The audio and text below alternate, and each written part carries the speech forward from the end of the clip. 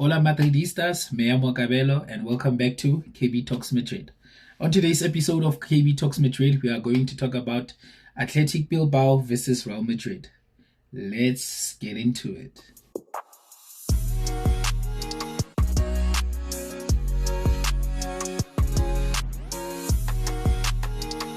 Welcome back, guys, and please, before we start anything, do hit that like, do hit that subscribe button. It really means a lot to the channel, your support. I really appreciate it a lot. And let's get into the match. Today, Real Madrid went to St. Mamés to face Athletic Bilbao, where we ended up winning 3-0. And I must say, guys, I'm so happy right now. Like, last episode, y'all saw KB, crash out KB. And I wasn't even full crash out mode. But today, you're seeing a happy man. I was impressed. Bro. The boys' performance from the first minute to the last minute, they didn't let off. Few minor mistakes here and there, but truth be told, they were amazing. Finally, I saw Xabi Alonso's team and not a group of individuals doing their thing. Today, I finally saw Xabi Alonso's team. This is what I say when I say, I know these guys' potential. We've seen it. This is how good this team can get against any team in the world. But they do lose focus most of the time, and that's what draws us back to the olden days where we play almost terroristic football. But today we played amazing brand of football, and let's get into why that became the story of the day. Firstly, Real Madrid started off with a 4-4-2 diamond. We had Courtois in goal. We had Trent as a right back, Militao and Rudiger, followed up by Carreras as our left back. We had a midfield of Tchouaméni as the holding midfielder, Camavinga as the left midfielder. Camavinga as the right midfielder, Jude Bellingham as the left midfielder. Valverde as the right midfielder. Camavinga as the left midfielder, and Jude Bellingham as the tip of the diamond, with Vini and Mbappe playing as our two strikers, which I felt it brought about a lot of balance, good balance for the team today. The first 10 minutes playing through the press, we played very well. The one thing that I really appreciated was that the play from Courtois in build-up, he pinned a lot of beautiful balls in between the two center-backs towards the incoming midfielder, who was Camavinga most of the time. And he really put long balls, which we know, and I've been saying this out loud. As opposed to Lunin, Courtois doesn't know how to play the ball from the back. But today, he became prime Ederson or Alisson with the way he was playing those balls from the back. And which is the one key thing that I saw from Xabi that he did correctly and changed in the system today. We played comfortably from the back, and that was with the introduction of Camavinga falling in deep to collect the balls. The first 10 minutes leading to almost the halftime whistle, we played very well in our build-up. We bypassed the build-up so well because when the balls were sent to Trent, he used to hit those interchanging long balls to the left-hand side, as he has done in the previous 2 matches that he has played, which is a very good thing that I like about Trent Alexander-Arnold with regards to our press.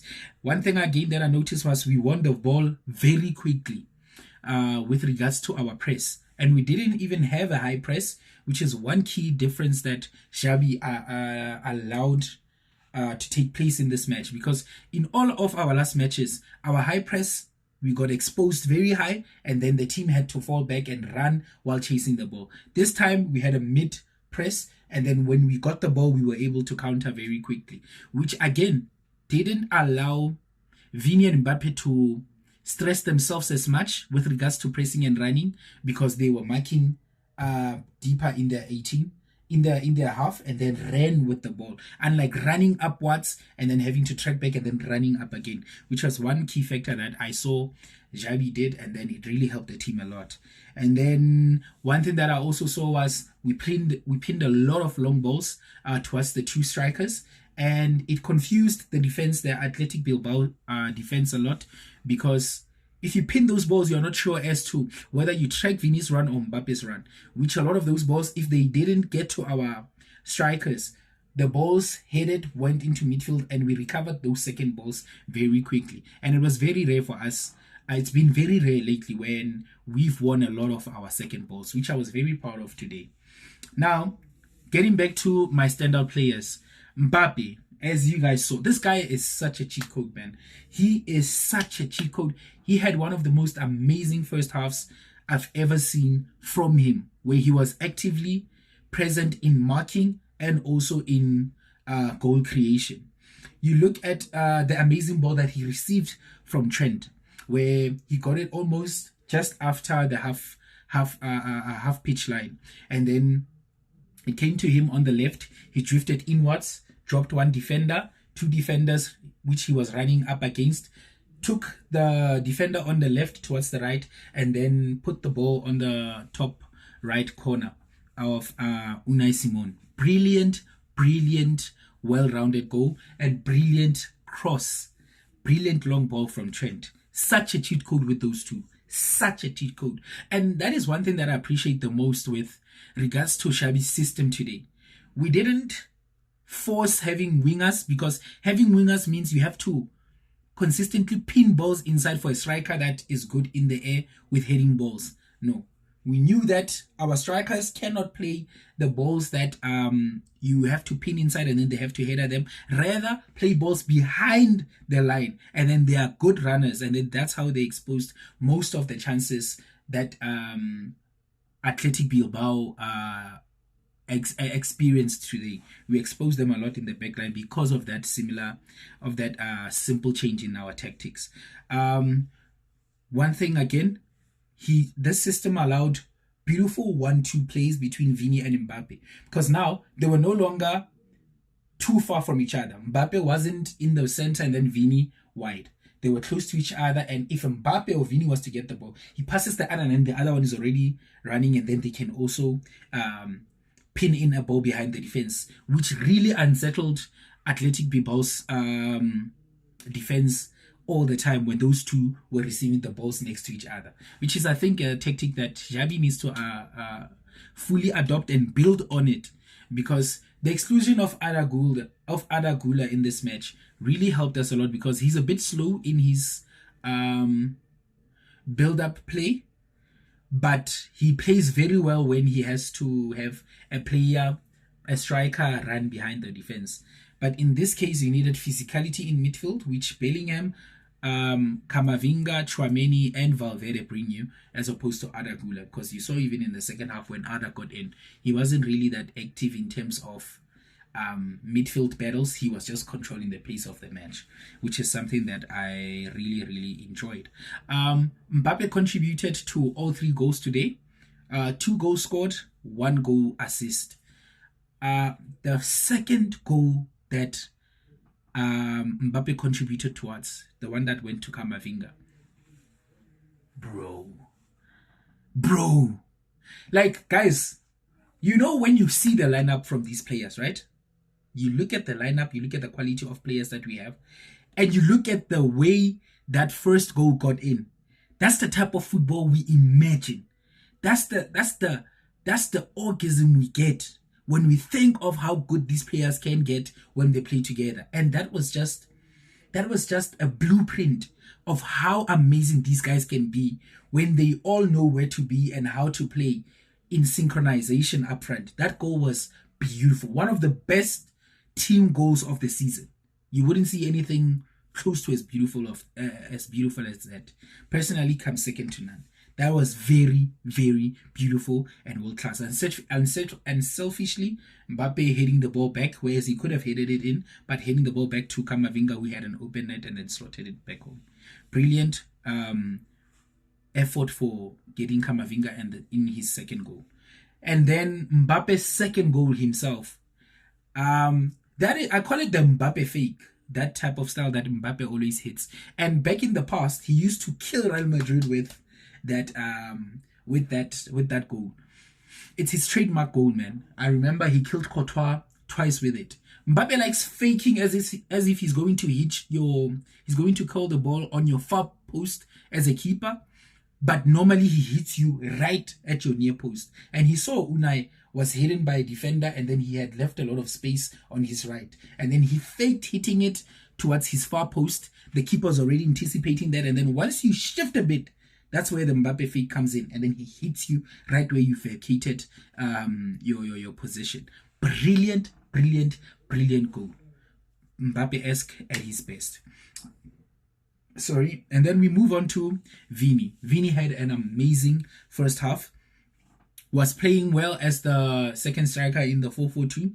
Linked very well with Mbappe and released Carreras very well on the left. That's when we started to see Carreras dribble more, because of when Vini is now playing as a second striker, he receives the ball because he's tucked in. He can allow Carreras to make those balls, and then they're not in each other's way, which was very much beautiful to see and could have created more amazing chances. And Vini had two brilliant chances in the first half. I think the first chance was the one where they played a long ball. It was him and Mbappe, but Vini was ahead. Then the keeper got in, Vini touched it a bit, and then he wanted to slot it in, but it was such a narrow angle that the ball hit the side post and then got out. And then the second one was where Militao gave him a long ball, one-on-one with the keeper. He hit it very quickly. The old Vini that has confidence, those two goals go in. Because the old Vini, one-on-one with the keeper, two defenders, he knows that these guys can't touch me behind me. If they touch me, it's a penalty. So the only person that I have to focus on is the keeper. And then he should have faked having the keeper go to his far post and then just run at the keeper. And then that one he would have knocked inside an open net. But he failed to do that because of lack of confidence. But Vini, last season, perfectly buries those two goals, without a shadow of doubt. But overall, brilliant performance from the ball. Trent Alexander-Arnold. Guys, in the last 3 games, I've been saying he is mostly the highlight of our games, because Trent is such a cheat code. I didn't rate him at first, guys, when he came from Liverpool, because I didn't watch him as much. I knew he was good, but man, seeing this guy grow more and more confident is such amazing to see, bro. Like, his long balls remind me of Toni Kroos, man. Especially when we're building from the back and then they are pressing us. Trent is so perfect with regards to his long balls. He pins them to the other side, and then the team now that was pressing has to now rush back and focus on the other side. And when you look at that, we are already at our at the halfway point of the field, and then we are already pushing for a counter. Beautiful cheat code Trent is. Beautiful long ball for Mbappe's first goal. Beautiful cross for the pre-assist to Mbappe's assist to Camavinga's goal again. And then, as I said, his build-up play, amazing. He was pinning beautiful balls to Trent. They would look as if they are going out of the pitch, but they would get to Valverde so well. There's this other build-up play that they played from the right side, and then unfortunately Valverde gave out the ball, which led to Courtois having to save the ball at that time. But that build-up was magnificent. Some of the best football I've seen from Real Madrid this season, or even in the past season, to be honest. And then he was just unlucky to come out with the injury, but I think it's a minor injury, so he will be back. Courtois, guys, the world's best goalkeeper, the world's best. The world's number 1, number 2, and number 3. Name anyone, bro. Anyone who can do what Courtois does. That can do what that man does. Bro, I swear, man. Those 2 goals that he saved in the first half, I thought we were done for there. And I would have understood if they had went in, because literally they exposed him to one-on-ones. But man, those saves, bro, and they were close saves. I remember the first one went to the right hand side that he saved, and because that one was from close range where Valverde lost the ball from that Trent and the team's beautiful build-up play that I was talking about just right now, and then that other brilliant one-hand save around the 30th minute from Alex Berengue. That he saved, that was from Trent, and then the other one was a brilliant save No, the Alex Berengue one was later. And then another brilliant save in the second half around the 48th minute, where he saved it with his left hand. It was so close, and that save, man, Courtois literally got us, kept us alive in this match. Because had those 2 goals went in or 3, we would have been panicking, because we would have been thinking, we were playing nicely, whatnot, only for us to go back to playing the crap that we've been playing. But man, when Courtois sees that his defense and the team is trying, he becomes Superman, bro. He becomes Superman. Nothing can come in behind his net, bro. Nothing. No one. Call your best. No one, bro. No one. Gave me nostalgia from that Liverpool final, where Salah was crying the whole match because of how brilliant he was that day. Jude Bellingham, obviously, build up. He was probably our best player with regards to holding the ball when the Athletic players were pressurizing us, because he used to cause a lot of fouls. So from build-up, he used to hold the ball very well, and then spread them to other people to start counters. And most of the balls that he had, the ball recoveries that he had, almost most of them had good chances to create counter-attacks for goals. So I appreciated that so much from Bellingham. You get to Tchouaméni, perfect. He's the one person I'd give a 9 out of 10, aside from Mbappe, a 9 out of 10. He had a ghost performance whereby other people stood out.